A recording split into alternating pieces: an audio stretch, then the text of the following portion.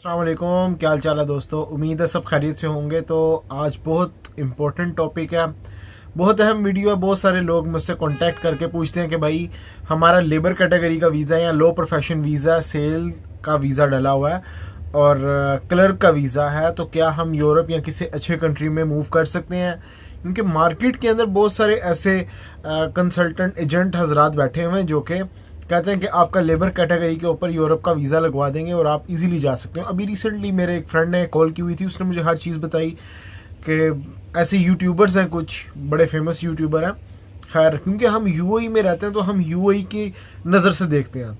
पाकिस्तान में क्या हो रहा है क्या नहीं हो रहा हमें उस चीज़ से लेना देना नहीं होता, हम यूएई के हिसाब से देख रहे होते हैं। और ये लेबर कैटेगरी या फिर क्लर्क और सेल्स प्रोफेशन, ये सारे यूएई में होते हैं। क्योंकि जब हम यहाँ से वीज़ा अप्लाई करने लगते हैं तो दो तीन चीज़ें मैटर कर रही होती हैं। क्या?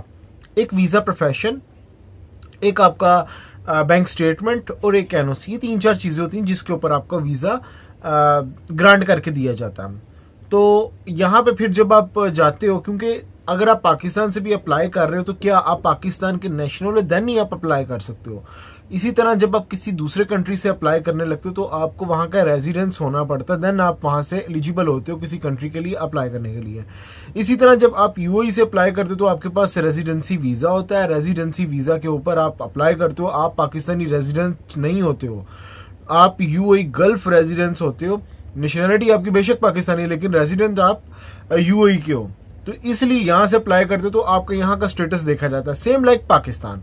पाकिस्तान से जब अप्लाई करते हो तो आपका वहां से स्टेटस देखा जाता है कि आया ये बंदा जॉब होल्डर है या फिर बिजनेस करता है या फिर किस बिहाफ पे स्टूडेंट है, किस बिहाफ पे वीजा अप्लाई करा। अगर आपका पाकिस्तान से बिजनेस या फिर हर चीज अच्छी है, आपको आसानी से वीजा मिलेगा। जब यूएई में रहते हो तो आपके पास दो ऑप्शन होती हैं, या आप सैलरी पे जाते हो, किसी कंपनी में काम कर रहे हो, तो या फिर आप आपके पार्टनर का या फिर अपनी कंपनी होती है। दो चीज़ों पे आपको वीज़े मिलते हैं। अब जब आप labour category, supervise, sales profession या फिर क्लर्क का वीज़ा होता है, उस पर आप किसी एजेंट के पास जाते हो, वो कहता है कि ये आपका तो मसला ही कोई नहीं है, मैं आपका वीज़ा लगवा दूंगा। समझने वाली बात है कि आपको कोई कंट्री वीज़ा क्यों देगी। मेन चीज़ होती है कंट्री आपको वीज़ा क्यों दे रही है। वो इसीलिए दे रही है कि आपकी सैलरी अच्छी है, आप वहाँ पे जाके गायब नहीं होगे, वहाँ पे इलीगल नहीं रहोगे, टूर ख़त्म करके वापस आ जाओगे। ठीक है।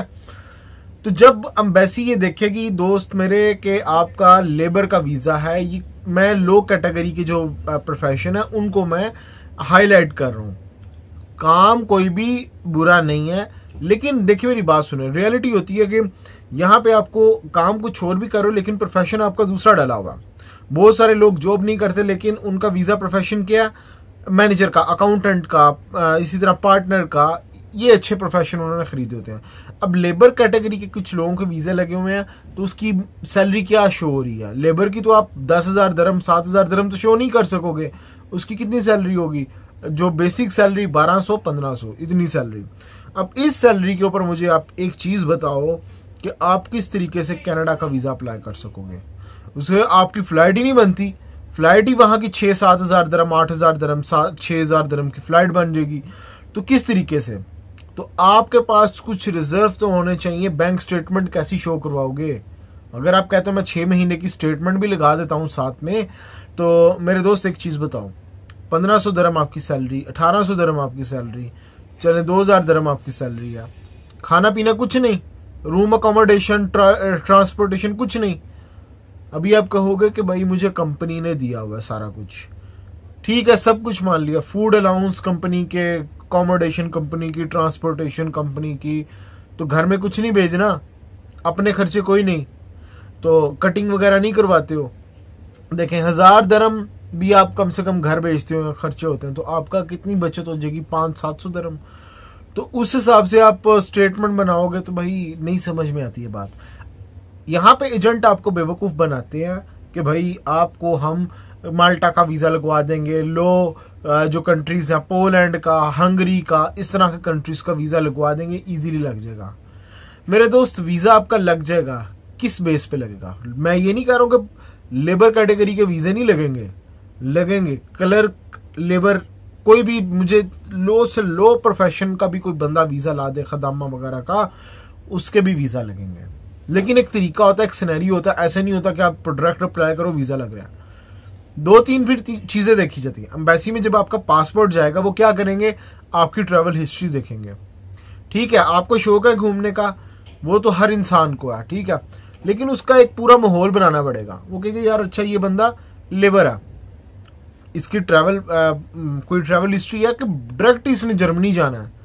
फिर वो ट्रैवल हिस्ट्री देखिए, यार आजरबईजान, जॉर्जिया गया हुआ ये बंदा, एशियन कंट्रीज इसने ट्रैवल किए हुए हैं, 8-10 कंट्रीज इसने 7-8 ट्रैवल किए हुए हैं। चलो कंसीडर किया जा सकता है कि यार ये बंदा जेन्युइन टूरिस्ट है, सैलरी डजंट मैटर, इसने सेविंग की हुई है, इसका शौक है, तो ये जो जाके होके आएगा। तो क्या करना है, फ्रेशर हो, नहीं कहीं का ट्रैवल है, तो आप ट्रैवल हिस्ट्री क्रिएट करो, बनाओ। लेबर कैटेगरी हो, क्लर्क हो, सेल्स का प्रोफेशन हो, कुछ भी प्रोफेशन हो, खदामा का हो, खादिम, कुछ भी प्रोफेशन हो, ड्राइवर का हो, डजंट मैटर। मैंने यहाँ से ड्राइवर जो तालाबात में या फिर ऐसी कंपनीज हैं वहाँ पे जो मोटरसाइकिल जो ड्राइवर हैं उनको मैंने देखा कि वो पुर्तगाल और बड़े बड़े पोलैंड वगैरह तक होके आए हैं 3,000 दिरहम 2,500 दिरहम सैलरी के ऊपर। क्या वो एक सिनेरियो कि जी ट्रैवल हिस्ट्री बनानी आप साल, ऐसे नहीं कि एक साल में ही आपने पहुंच जाना है, 2-3 साल का प्रोसेस लग जाएगा। और मैंने ऐसे भी लड़के देखे 10-10 साल हो गए, 8-8 6-6 साल हो गए, बस यही सोचते हुए कि मुझे कोई एजेंट किस तरीके से भेज दे, कभी फ्रॉड हो गया, कभी ये हो गया, कभी वो हो गया, नहीं जा पा रहे। थोड़ा टाइम लेना पड़ेगा आपको, देन आप प्रोसेस करेंगे, हो जाएगा, कोई इशू वाली बात नहीं। वो सारा तरीका मैं आपको बता रहा हूँ। आपने क्या करना है, मेन चीज कि ट्रैवल हिस्ट्री बनानी शुरू करनी है। थोड़े से ओमान साथ है आपके, ज्यादा पैसा नहीं लगेगा, यहाँ से बसेस जाती हैं, जरूरी नहीं कि बड़े ही अच्छे कंट्रीज की ट्रैवल हिस्ट्री, छोटे कंट्रीज की भी बना सकते हो। ओमान साथ है, बस पे जाओ, ज्यादा खर्चा नहीं आएगा, ट्रैवल करके आ जाओ। उसके बाद आजरबईजान करीब पड़ता है, उसकी चीप फ्लाइट है, वीजा भी ऑन अराइवल है, यूएई पासपोर्ट पे, नहीं अराइवल तो भाई आपको आसानी से वीजा मिल जाएगा इसका। और उसके साथ जॉर्जिया ऑन अराइवल वीजा देता है, वहां से आप बाकू गए हो, वहां से ट्रेन पकड़ो और सीधा जॉर्जिया चले जाओ, ठीक है, फ्लाइट आपको बड़ी सस्ती पड़ जाएगी। तो उसके बाद बहरीन आपको मिलता है, वो बड़ा सस्ते में मिल जाएगा, ऑन अराइवल है वीजा पाकिस्तानियों को जिनके पास गल्फ रेजिडेंसी वीजा। इस तरीके से अब मुझसे ना बहुत सारे लोग कांटेक्ट करते हैं, नंबर मांगते हैं, मैं क्यों नहीं नंबर देता हूं। मैं जब वीडियो बना रहा होता हूँ ना, तो लोगों के माइंड में क्या होता है, जो अक्सर नेगेटिव कमेंट भी कर रहे होते हैं, उनके माइंड में शायद ये होता है कि मैं एजेंट हूँ, कंसल्टेंट हूँ। दोस्तों मैं नहीं हूँ, मैं इसलिए मैं नंबर ही नहीं देता हूँ भाई। मैंने जब किसी का काम नहीं करना, मैं जब एजेंट हूं ही नहीं, कंसल्टेंट ही नहीं हूं, मैं क्यों अपना नंबर दूं और टाइम वेस्ट करूं अपना, क्यों? आप मुझे अब देखें, एक वीडियो के ऊपर अगर 10,000 व्यू है, 10,000 बंदा, 1,000 भी, 500 बंदा भी मुझे कॉल करेगा। मैं खुद जॉब करता हूं, तो मैं सारे दिन मैसेजेस और कॉल्स रिसीव करने के लिए बैठा रहूं भाई, मैंने अपने भी काम करने होते हैं, इसलिए मैं अक्सर रिप्लाई भी नहीं करता हूं। लेकिन ये आपकी हेल्प के लिए मैं वीडियो बना देता होता हूं ताकि थोड़ी समझ आ जाए। अगर आप कहते हो कि यार आप नंबर दें या फिर वो, फिर प्रॉपर तरीके से मुझे बैठना पड़ेगा। मैं यूएई में रहता हूँ, यहाँ पे आपको पता है लॉ, हमें लॉज फॉलो करने पड़ते हैं। पाकिस्तान में तो लॉ है ही नहीं ना कोई, वहां पे तो कोई कानून नहीं है, जिस बंदे का जो चल रहा है चलाई जा रहा है, ठीक है। यूट्यूब पे वीडियो बनाई है, आ जा भाई मेरे पास, मैं तेरी कंसल्टेंट से जंटी करके तुझे बेवकूफ बना के तेरे से पैसे लूट लूं, बड़े लोग करते हैं ना। तो दोस्तों अगर आप कहते हो कि मेरे से आपने काम करवाना है, जो मुझे फिर प्रोफेशनली बैठना पड़ेगा, मुझे अपनी जॉब छोड़नी पड़ेगी, मुझे वहां पे बैठ के प्रॉपर आपके लिए ही बैठना पड़ेगा। तो ये चीज है कि इसलिए मैं नंबर नहीं देता हूं। अगर आप चाहते हो कि यार समीर भाई आप बैठो, आप करो, हमने आपसे काम करवाना है, तो फिर आप बताओ, फिर मुझे इस बारे में सोचना पड़ेगा, मुझे स्टेप लेना पड़ेगा, फिर मुझे ये अपनी जो जॉब है मुझे उसको छोड़ना पड़ेगा, क्योंकि मैं अपनी जॉब कर रहा हूं, मुझे उसके साथ मैं इस चीज को कंटिन्यू नहीं कर सकता हूं कि पार्ट टाइम मैं इसको लेके चलूं, ऐसा नहीं हो सकता। अगर है तो फिर मैं प्रॉपर तरीके से करूं ना, अदरवाइज इसलिए मैं नंबर नहीं देता हूं, क्योंकि मैं एजेंट नहीं हूं, मैं कंसल्टेंट नहीं हूं, मैं एडवाइजर नहीं हूं, मैं जस्ट आपको ऑनलाइन आके थोड़ी सी हेल्प कर देता होता हूं, ठीक है, ये चीज होती है। बाकी ऐसे हजरात जो कि लेबर प्रोफेशन है, क्लर्क हैं, आर्चीव क्लर्क या फिर आर्चीव क्लर्क तो बड़ा अच्छा वीज़ा है। वैसे ही दूसरी बात कर रहा हूँ, कोई ड्राइवर वगैरह का वीज़ा, मसले वाली बात नहीं, सबके वीज़ा लगेंगे, सबके वीज़ा लगेंगे। टाइम से, सिनेरियो से, वक्त से पहले किसी को कुछ नहीं मिलता, ठीक है। टाइम लगाओ और रूल्स को फॉलो करो, जो मैं चीज़ें बता रहा हूँ उसको करो, तो इंशाल्लाह आपका वीज़ा मिलेगा।